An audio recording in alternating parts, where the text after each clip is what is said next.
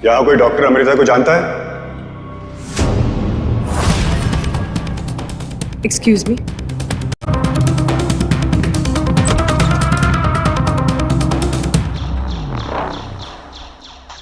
रोहित के presidential suite में Sunny tablet पर गेम खेल रहा था। सनी की टीम हार रही थी। सभी प्लेयर्स मैसेज पर एक ही चीज लिख रहे थे, sweet angel come back and save us. तभी स्वीट एंजल की एंट्री हुई।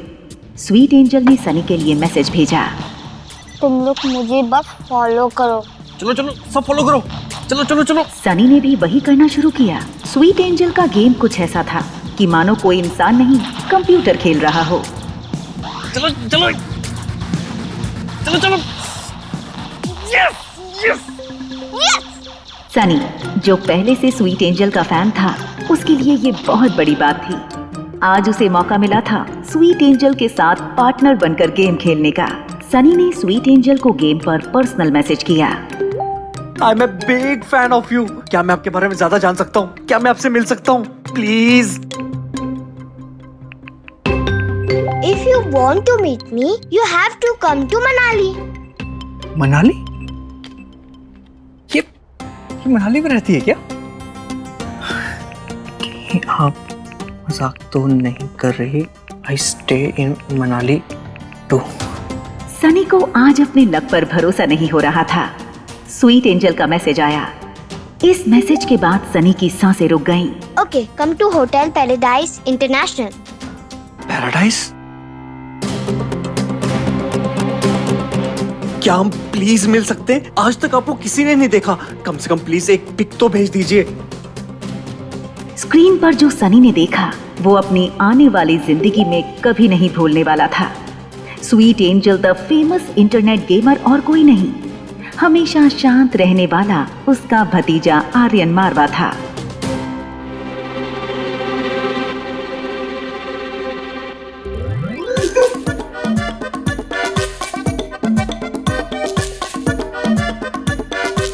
गुरुदेव। चाचू आप क्या कह रहे हैं? छोड़ दीजिए। चाचू मत कहिए सर, चाचू मत कहिए। आप कौन हैं और हम मनुष्यों के बीच में क्या कर रहे हैं? आर्यन को पता था कि सनी काफी अजीब बातें करता है, मगर आज कुछ ज्यादा ही अजीब थी। चाचू मैंने ऐसा क्या किया? आप ऐसा क्यों कह रहे हैं? मान गया गुरु, मान गया। हमेशा शांत और चुपचाप क्यों रहते हो? इसका राज आज पता चल गया।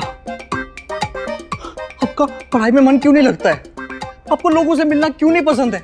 हमेशा इस रूम की चार दीवारी में क्यों कैद रहते हो? आज इस मूर्ख बालक को सब पता चल गया गुरु।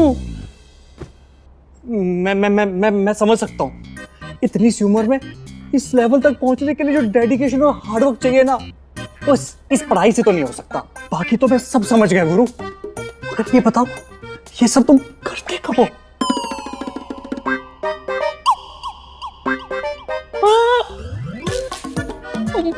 मैं समझ गया, मैं सब समझ गया। इट्स टॉप सीक्रेट है ना?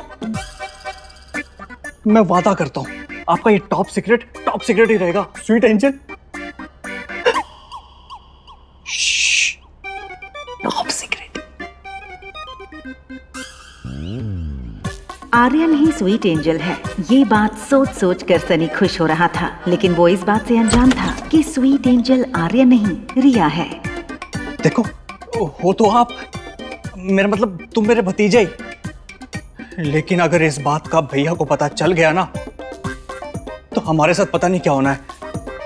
लेकिन तब भी मैं तुम्हारा हर कदम पे साथ दूंगा। ये चाचू को हो क्या गया?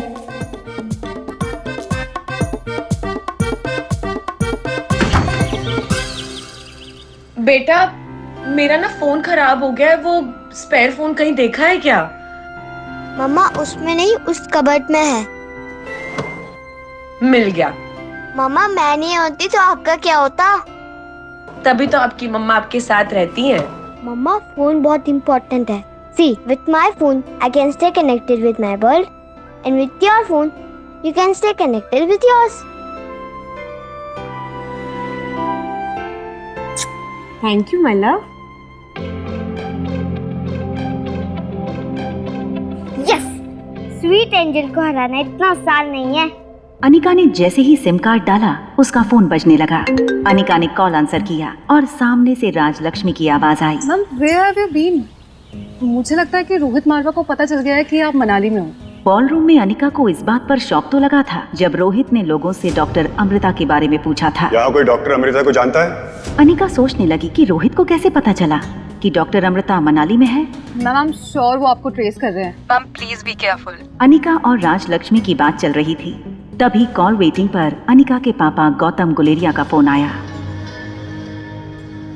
राजलक्ष्मी, मैं तुम्हें बाद में कॉल करती हूँ, मुझे एक इम्पोर्टेंट कॉल आ रहा है। हेलो।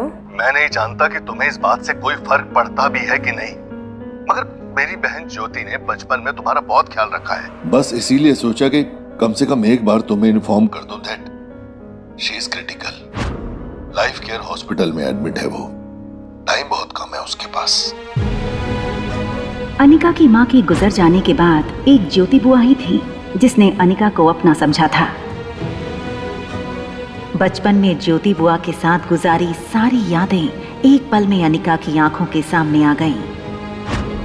तभी ज्योति बुआ की बेटी प्रीति का फोन आया। अनिका ने बिना देरी के फोन उठाया। हेलो प्रीति। मम्मी को बचा लो दीदी, प्लीज बचा लो। वो डॉक्टर्स कह रहे हैं कि क्या कहा? क्या कहा उन लोगों ने? देखो प्रीति, तुम टेंशन मत लो, मैं हूं ना, मैं आ रही हूँ, मैं सब ठीक कर दूंगी, आई प्रॉमिस।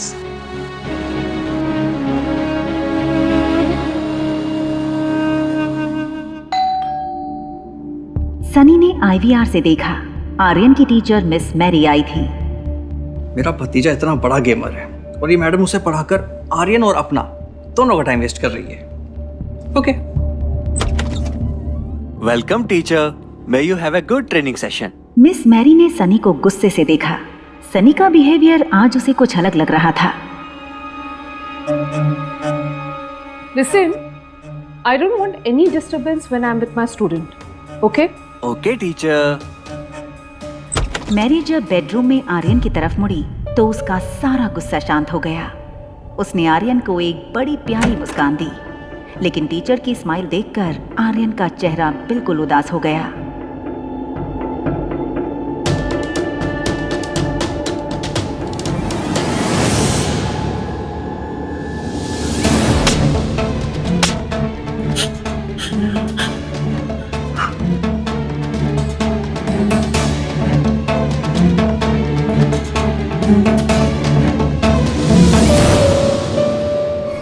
तुम जानते हो तुम्हें पहले से ये सजा क्यों दे देती हूँ?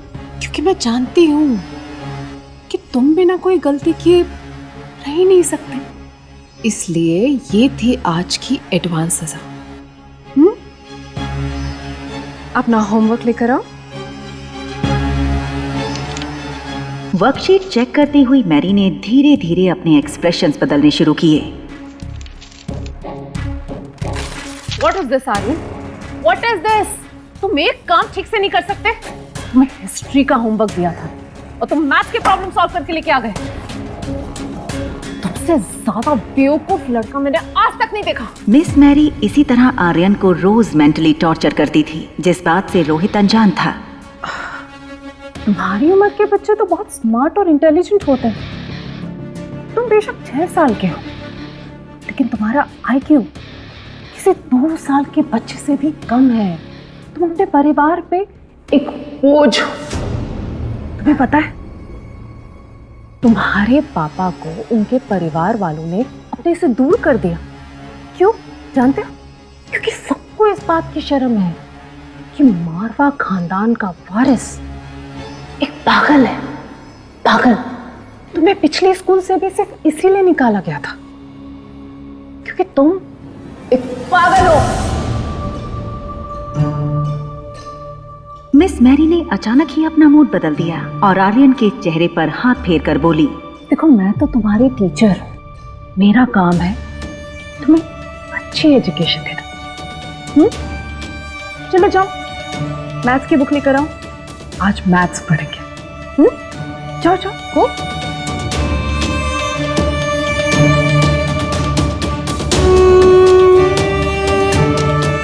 क्या मिस मैरी के ऐसे व्यवहार के कारण ही आर्यन गुमसुम और चुपचाप हो गया था? और आखिर मिस मैरी आर्यन को रोज ऐसे क्यों सताती है? आखिर क्या है इसका राज?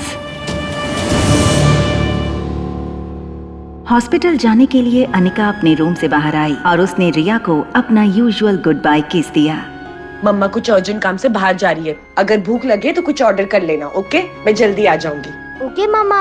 हालांकि अनिका चाहती थी कि ज्योति बुआ एक बार रिया को देखे, इसलिए वो बाहर जाते जाते रुक गई। उसे पता था कि बुआ रिया को देखते ही सब कुछ भुलाकर उसे अपना लेंगी, लेकिन वो जानती थी हॉस्पिटल में कामिनी और उसकी सौतेली माँ भी होंगी। रिया को नुकसान पहुँचाने का कोई मौका नहीं छोड़ेंगे दोनों, इसलिए अनिका ने रिया को रूम में छोड़कर जाने का फैसला किया। क्या हुआ मामा? कुछ नहीं, बाय। बाय मामा।